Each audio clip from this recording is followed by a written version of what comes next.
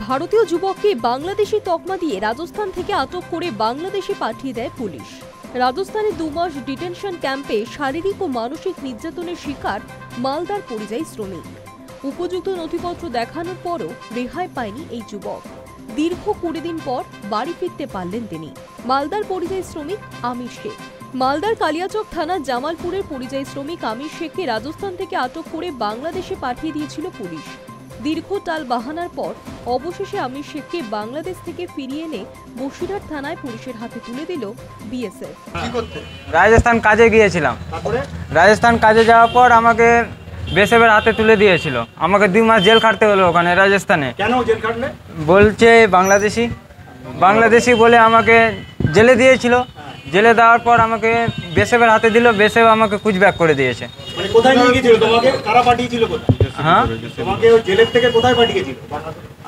বাংলাদেশে আমাকে এখানে বর্ডারে দিয়েছিল। জানা গিয়েছে মালদার এই যুবক কর্মসূত্রে রাজস্থানে গিয়েছিল শ্রমিকের কাজ করতে। সেই সময় সেখানকার পুলিশ তাকে বাংলাদেশি বলে সন্দেহ করে আটক করে। তারপর ওই যুবক পরিবারের সঙ্গে যোগাযোগ করলে পরিবারের কাছ থেকে ভারতীয় নাগরিকত্ব প্রমাণ পাঠিয়ে দেয় রাজস্থানে পুলিশ। তারপরেও তাকে বাংলাদেশে পাঠিয়ে দেওয়া হয়েছে। বাংলাদেশে যাওয়ার পর সেখানকার এক যুবকের মোবাইলে ভিডিও করে পোস্ট করা হয় সোশ্যাল মিডিয়ায়। তারপরই তোলপাড় পড়ে যায় বিভিন্ন মহলে। অবশেষে সেই যুবককে ফিরে পেল তার পরিবার। বসিরহাট থানার পুলিশ আমির শেখের প্রয়োজনীয় নথিপত্র খতিয়ে দেখার পর তাকে তার পরিবারের হাতে তুলে দেয়। বাংলার পরিযায়ী শ্রমিকদের যেভাবে হেনস্থার মুখে পড়তে হচ্ছে তার বিরুদ্ধে মুখ খুলেছেন অধীর রঞ্জন চৌধুরী। তার দাবি, পরিযায়ী শ্রমিকদের জন্য রাজ্য সরকারের তরফে একটা পরিচয়পত্র তৈরি করা হোক।